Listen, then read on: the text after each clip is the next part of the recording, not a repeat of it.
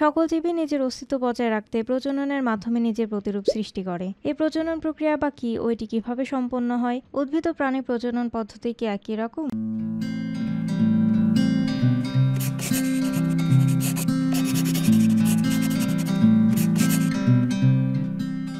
প্রজনন ও এর ধরন। তাহলে প্রজনন বলতে কি বোঝায়? প্রজনন হচ্ছে এমন একটি শারীরতত্ত্বীয় বা ফিজিওলজিক্যাল কার্যক্রম যার মাধ্যমে জীব তার প্রতিরূপ সৃষ্টি করে ভবিষ্যৎ বংশধর রেখে যায়। এখন যদি চিন্তা করি, পৃথিবীতে বিড়াল প্রজাতি না থাকলে কেমন হতো? প্রজননের মাধ্যমে প্রত্যেক প্রজাতি তাদের বংশধর বাঁচিয়ে রাখতে পারে ও পৃথিবীতে ভারসাম্য বজায় থাকে। এ পদ্ধতির প্রকারভেদ রয়েছে। প্রজনন দুই ধরনের হয়ে থাকে: যৌন প্রজনন ও অযৌন প্রজনন। যে প্রজননে দুটি গ্যামেট যেমন স্ত্রী জনন কোষ ও পুংজনন কোষ বা হ্যাপ্লয়েড কোষে মিলনের প্রয়োজন পড়ে তাকে যৌন প্রজনন বলে। উচ্চ শ্রেণীর প্রায় সকল উদ্ভিদ ও প্রাণী যৌন প্রজননের মাধ্যমে বংশবৃদ্ধি করে। যৌন প্রজননে জননকোষে মিওসিস বিভাজনের প্রয়োজন হয় যাতে গ্যামেটগুলো ক্রোমোজোমের সংখ্যা অর্ধেক থাকে। ফলে মিলনের ফলে ক্রোমোজোম সংখ্যা মাতৃকোষের ক্রোমোজোম সংখ্যার ন্যায় হতে পারে। যৌন জনন জটিল, শ্রমসাধ্য ও সময় সাপেক্ষ, কিন্তু জীবে বৈচিত্র্য সৃষ্টি করতে পারে বিধায় বিভিন্ন প্রজাতি প্রতিকূল পরিবেশে টিকতে পারে। জননকোষে গ্যামেটের মিলন ছাড়াই সহজ উপায়ে প্রজনন সম্পন্ন হওয়াকে অযৌন প্রজনন বলে। অযৌন প্রজননে মিওসিস বিভাজনের প্রয়োজন হয় না। সরল জীবগুলো যেমন ব্যাকটেরিয়া, প্রোটোজোয়া যেমন অ্যামিবা অযৌন উপায় অনুসরণ করে। অযৌন প্রজননে খুব কম সময়ে কম শক্তি ব্যয়ে অনেক জীবের জন্ম হতে পারে, ফলে নিম্ন শ্রেণীর উদ্ভিদ ও প্রাণী এই পদ্ধতি অনুসরণ করে। উদ্ভিদের প্রজনন। তাহলে জানা গেল উচ্চ শ্রেণীর প্রাণী ও উদ্ভিদ যৌন জননে বংশবৃদ্ধি করে। উদ্ভিদের প্রজনন নিয়ে তাহলে প্রথমে সংক্ষিপ্ত ধারণা নেওয়া যাক। উদ্ভিদের প্রজনন কোথায় ঘটে? উদ্ভিদের প্রজনন ফুলে ঘটে। ফুল অনেক রকমেরই হয়। এখানে আমরা একটি আদর্শ জবা ফুল নিয়ে কথা বলবো। ফুলের বিভিন্ন অংশের মধ্যে পুংস্তবক ও স্ত্রীস্তবক প্রজননে সরাসরি অংশ নেয়। এদের মধ্যে থাকা পুংস্তবকে পুংজনন কোষ ও স্ত্রীস্তবকে স্ত্রী জননকোষে পরাগায়নের মাধ্যমে মিলন ঘটে ও পরে নিষেকের মাধ্যমে জাইগোট উৎপন্ন হয়, যা ফলে পরিণত হয় এবং ফলে বীজ থেকে আবার গাছ তৈরি হয়। এভাবে এই প্রক্রিয়া চলতেই থাকে। এখন এর প্রত্যেকটি ধাপ সম্পর্কে জানা যাক। ফুলে পুংস্তবক ও স্ত্রীস্তবকই শুধু থাকে না। একটি আদর্শ ফুলের 5টি স্তবক বা অংশ রয়েছে: পুষ্পাক্ষ, বৃতি, দলমণ্ডল, পুংস্তবক ও স্ত্রীস্তবক। এই পুংস্তবক ও স্ত্রীস্তবক হলো অত্যাবশ্যকীয় স্তবক, বাকি 3টি হলো সাহায্যকারী স্তবক। এই সকল স্তবকগুলো পুষ্পবৃন্ত বা বোটার উপর অবস্থিত। যেমন এই জবা ফুলটি, যা একটি বৃন্তযুক্ত ফুল। এমন ফুলও রয়েছে যাদের বৃন্ত নেই, যেমন হাতিসুর। বৃন্তের উপরে থাকে পুষ্পাক্ষ বা অ্যাক্সিস। এদের উপরে থাকে বৃতি, যা প্রতিটি খণ্ডকে বলে বৃত্তাংশ। দলমণ্ডল হচ্ছে পাপড়িগুচ্ছ। এর প্রতিটি খণ্ডকে বলে দল বা পাপড়ি। এখন পুংস্তবক ও স্ত্রীস্তবককে আলাদাভাবে দেখা যাক। পুংস্তবক একটি অত্যাবশ্যকীয় অংশ। এই স্তবকের প্রতিটি খণ্ডকে বলে পুংকেশর, যা পুংদণ্ড ও পরাগধানী দিয়ে তৈরি। পরাগধানীর মধ্যে থাকে পরাগরেণু। পুংস্তবকের কাজ হলো এরা অবশ্যই প্রজননে অংশ নেয়। পরাগধানীর মধ্যে পরাগরেণু উৎপন্ন হয়, যা পরাগনালী গঠন করে ও পুংজননকোষ ধারণ করে। স্ত্রীস্তবক ফুলের আরেকটি অত্যাবশ্যকীয় অংশ, যা এক বা একাধিক গর্ভপত্র নিয়ে তৈরি। গর্ভপত্র 3টি অংশ নিয়ে তৈরি: গর্ভাশয়, গর্ভদণ্ড ও গর্ভমুণ্ড। গর্ভাশয়ের ভিতরে এক বা একাধিক ডিম্বক বিশেষ নিয়মে সাজানো থাকে। ডিম্বকের মাধ্যমে স্ত্রী প্রজনন কোষ বা ডিম্বাণু সৃষ্টি হয়, যেগুলো প্রজনন কাজে অংশ নেয়। কোনো ফুলে পুংস্তবক ও স্ত্রীস্তবক দুটি একই সাথে উপস্থিত থাকে, তখন তাকে আমরা বলি উভলিঙ্গ ফুল, যেমন জবা ও ধুতরা। পুংস্তবক বা স্ত্রীস্তবকে যে কোনো একটি উপস্থিত থাকলে তাকে আমরা বলি একলিঙ্গ ফুল, যেমন লাউ, কুমড়া। এবং দুটি স্তবকই অনুপস্থিত থাকে, তখন তাকে আমরা বলি ক্লিফ ফুল, যেমন সূর্যমুখী। অনেক গাছে ছোট একটি শাখায় ফুলগুলো বিশেষ নিয়মে সাজানো থাকে। ফুলসহ শাখাকে পুষ্পমঞ্জরি বলে, আর যে শাখায় ফুলগুলো সাজানো থাকে তাকে বলে মঞ্জরি দণ্ড। পরাগরেণু গঠন ও পরাগায়ন। মোটা দাগে বোঝা গেছে প্রজননের গুরুত্বপূর্ণ কাজগুলো পুংস্তবক ও স্ত্রীস্তবকে ঘটে থাকে। সহজভাবে বলতে গেলে পুংস্তবক থেকে রেণু উৎপন্ন হয়, যা স্ত্রীস্তবকে স্থানান্তরিত হলে সেখানে নিষেক ঘটে প্রজনন সম্পন্ন হবে। পরাগরেণু তৈরি হওয়ারও একটি নির্দিষ্ট প্রক্রিয়া রয়েছে, যার নাম মাইক্রোস্পোরোজেনেসিস। তা শুরু হয় পরাগধানী থেকে। পরাগধানের একটি ক্রস সেকশন নিয়ে দেখা যাক। এই 4টি অংশের নাম হলো পলেন থলি বা মাইক্রোস্পোরাঞ্জিয়াম। পলেন থলিতে অনেকগুলো ডিপ্লয়েড মাতৃকোষ থাকে। এই মাতৃকোষগুলো বিভাজন হয়ে পরাগরেণু তৈরি করে। এ বিভাজন হয় 2 ধাপে, প্রথমে মিওসিস ও পরে মাইটোসিস।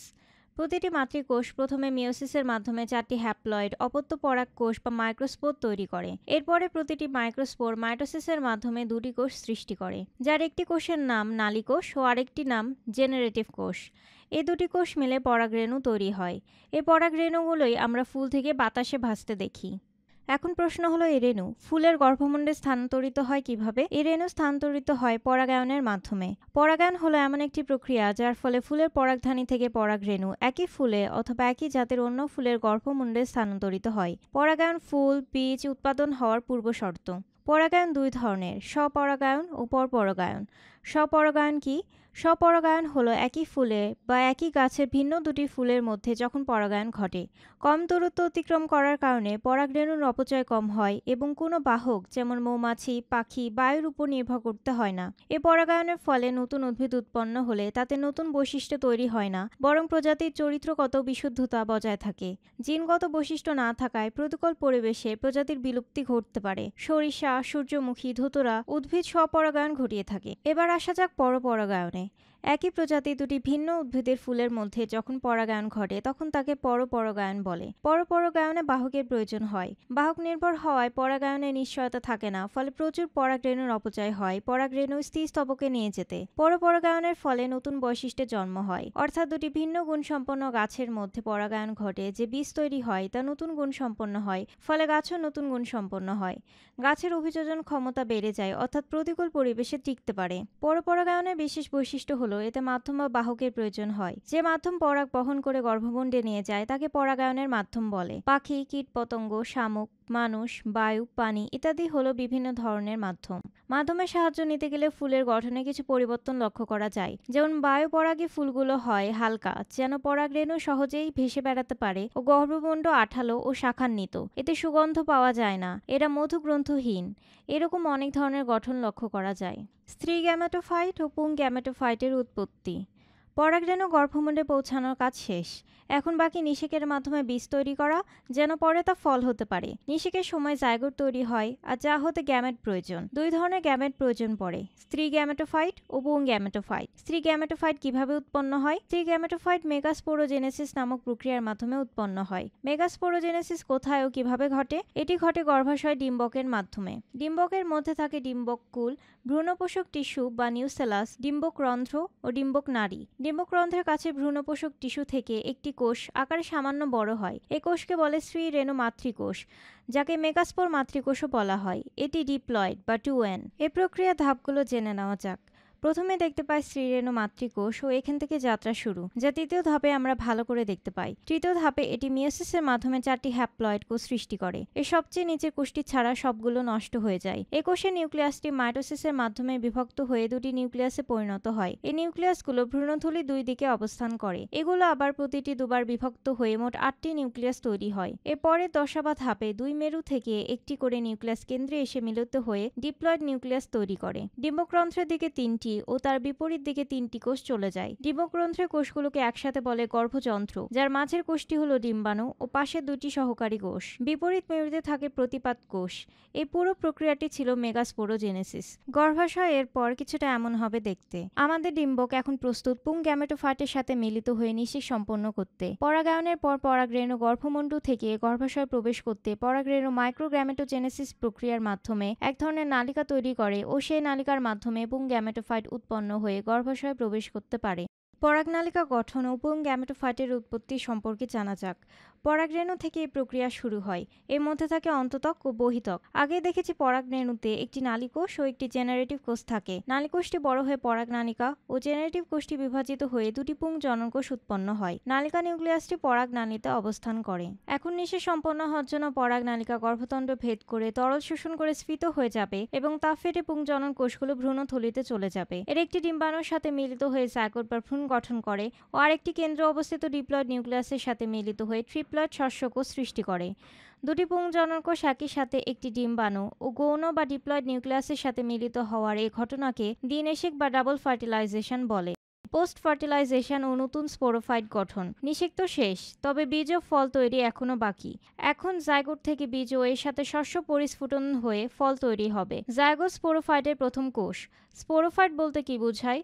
স্পোরোফাইট হলো উদ্ভিদের জীবনচক্রে রিপ্লয়েড দশা, যা জাইগোট তৈরি হওয়ার পর থেকে শুরু হয়। জাইগোট, যার 2 সেট ক্রোমোসোম রয়েছে, বিকশিত হয়ে অঙ্কুরিত হলে একটি পূর্ণাঙ্গ স্পোরোফাইটের সৃষ্টি করে। অর্থাৎ এই গাছটির পুরো দেহ স্পোরোফাইট, শুধুমাত্র পরাগরেণু ও ভ্রূণথলি বাদ দিয়ে, কেননা তা হলো গ্যামেটোফাইট স্বরূপ। তাহলে স্পোরোফাইটের বিকাশ সম্পর্কে জানা যাক। এটি প্রথম বিভাজনে দুটি কোষ সৃষ্টি করে, একই সাথে শস্যেরও বিকাশ হতে থাকে। জাইগোটের বিভাজন এভাবে লম্বভাবে ঘটে। এ কোষটি ভিত্তিকোষ ও আরেকটি অ্যাপিকাল কোষ, ও মাঝখানের কোষটি ভ্রূণ ধারক। এই কোষগুলোর বিভাজন চলতে চলতে ক্রমান্বয়ে একটি ভ্রূণ তৈরি হয়। পরিণত অবস্থায় পৌঁছালে ডিম্বাশয়টি ফল ও ডিম্বাণুটি বীজে পরিণত হয়। এই বীজ অঙ্কুরিত হলে পূর্ণাঙ্গ স্পোরোফাইটের তৈরি শেষ হয়ে যাবে। উদ্ভিদের জীবনে গ্যামেটোফাইট ও স্পোরোফাইটের ধাপ একটির পর একটি চলতেই থাকে। প্রাণীর প্রজনন।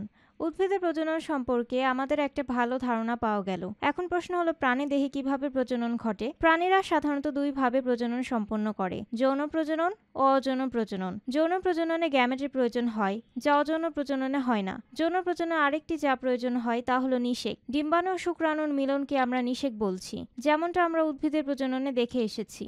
সকল প্রাণী কি একইভাবে নিষেক সম্পন্ন করে? পানিতে বসবাসকারী প্রাণীগুলো বহির্নিষেক সংগঠিত হয়, যার অর্থ নিষেক ক্রিয়া তাদের দেহের বাইরে সংঘটিত হয়। কিন্তু ডাঙ্গায় বসবাসকারী প্রাণীগুলো অন্তর্নিষেক সম্পন্ন করে, যা দেহের ভিতরে স্ত্রী জননাঙ্গে সংঘটিত হয়। মানুষও এই প্রক্রিয়া অনুসরণ করে।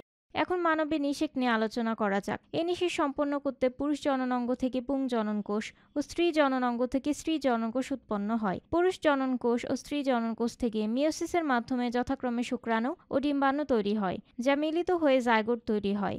এভাবেই নিষেকের সমাপ্তি ঘটে। এই জাইগোট থেকে পূর্ণাঙ্গ মানুষ তৈরি হতে আরও ধাপের মধ্যে দিয়ে যেতে হয়। এরকমই একটা ধাপ হচ্ছে ভ্রূণ তৈরি ও এর বিকাশ। ভ্রূণ কোথায় তৈরি হয়? স্ত্রী জননাঙ্গের জরায়ুতে। জরায়ুর মধ্যে আছে ডিম্বাশয়, ডিম্বনালী আর ফিমরে। পরিণত শুক্রাণু ও ডিম্বাণুর মিলন ঘটে ডিম্বনালীতে। সেখানেই ডিম্বাণু নিষিক্ত হয়, ডিম্বনালী বেয়ে জরায়ুতে পৌঁছে যায়। এখানে সেটি ক্লিভেজ নামক একটি প্রক্রিয়ার মধ্যে দিয়ে যেয়ে দুটা কোষ বা ব্লাস্টোমিয়ার 72 ঘন্টার মধ্যে 16 থেকে 36 কোষ বিশিষ্ট মরুলা, এরপরে একটি ফাঁপা দশা ব্লাস্টোসিস তৈরি করে। জরায়ুর প্রাচীরে লেগে ভ্রূণ সংস্থাপন হয়, যাকে আমরা বলি গর্ভধারণ। এই ব্লাস্টোসিস 4 সপ্তাহ পর হৃদস্পন্দন ও মস্তিষ্কের গঠন শুরু করে, যা 8 সপ্তাহ পৌঁছালে আমরা তাকে ফিটাস বলি। এই ভ্রূণ আস্তে আস্তে শিশুতে পরিণত হয় ও 38 থেকে 40 সপ্তাহ পর জন্ম নেয়।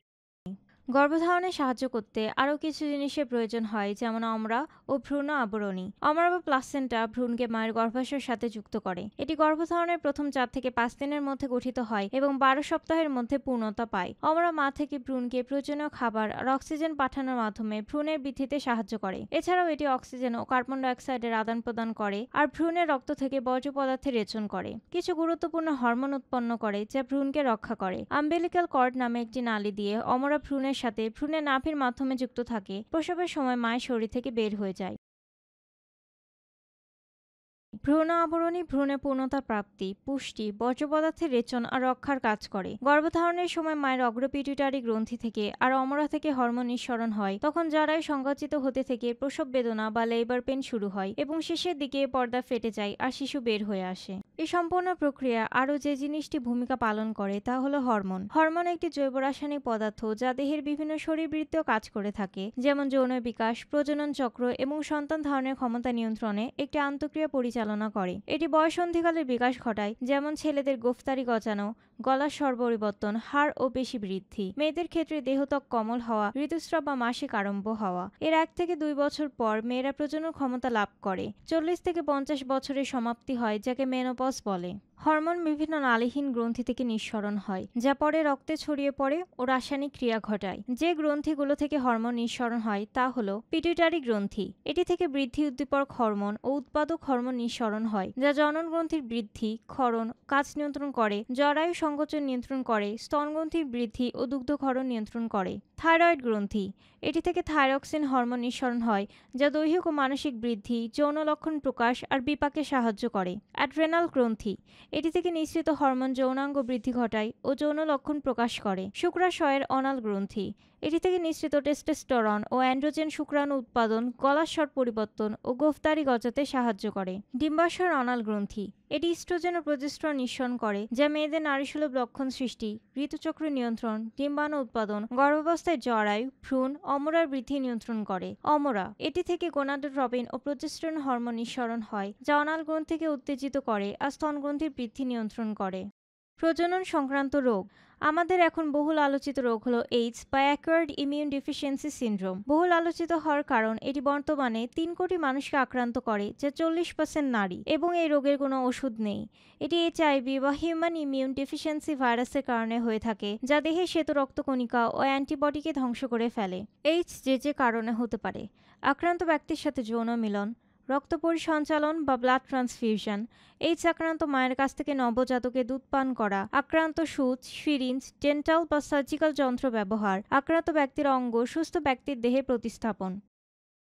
এইডস রোগের লক্ষণ: আক্রান্ত ব্যক্তিকে ভাইরাস প্রথম আক্রমণে প্রায় 6 মাস পরে এইডসের লক্ষণ সাধারণত দেখা যায়। প্রথম দিকে এই লক্ষণগুলো কম আর অস্থায়ী হতে পারে, এরপর কিছুদিনের মধ্যেই হয়ে যায়। এই রোগের ভাইরাস এইচআইভি মাসের পর মাস সুপ্ত থাকলেও বেড়ে যেয়ে বাড়তে বাড়তে যখন ক্রিটিক্যাল অবস্থায় পৌঁছায় তখন আর কিছুই করার থাকে না। এইডসের সাধারণ লক্ষণগুলো হলো দ্রুত ওজন কমতে থাকা, অবিরত জ্বর, দীর্ঘ সময় পর্যন্ত শুকনা কাশি, পাতলা পায়খানা লেগেই থাকা, ঘাড় ও বগলে ব্যথা, ত্বক শুষ্ক হয়ে যাওয়া, মুখ, চোখের পাতা এবং নাক ফুলে যাওয়া, সারা শরীরে চুলকানি।